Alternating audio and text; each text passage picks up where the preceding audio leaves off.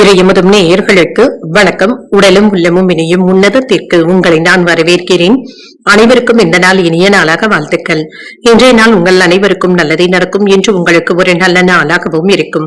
இந்த வீடியோ உங்களுக்கு பிடிச்சிருந்ததுன்னா லைக் பண்ணுங்க, உங்களோட ஃப்ரெண்ட்ஸ்க்கு ஷேர் பண்ணுங்க, உங்களுடைய கருத்துக்களை கமெண்ட் பண்ணுங்க.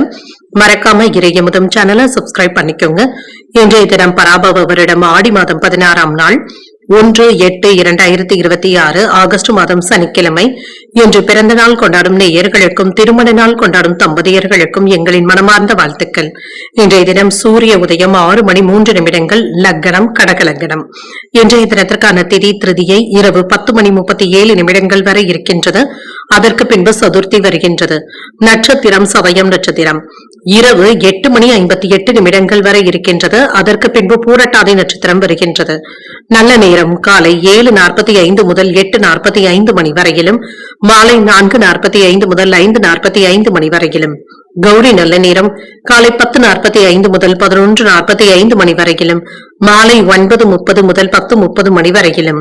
ராகு காலம் 9 முதல் 10:30 மணி வரையிலும், இரவு 3 முதல் 4:30 மணி வரையிலும். குளிகை 6 முதல் 7:30 மணி வரையிலும், இரவு 10:30 முதல் 12 மணி வரையிலும்.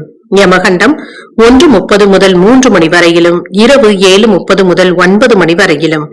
இன்று யோகம் சித்த யோகம் இருக்கின்றது. காலை 6:02 வரை இருக்கின்றது. அதற்கு பின்பு அமிர்த யோகம் வருகின்றது.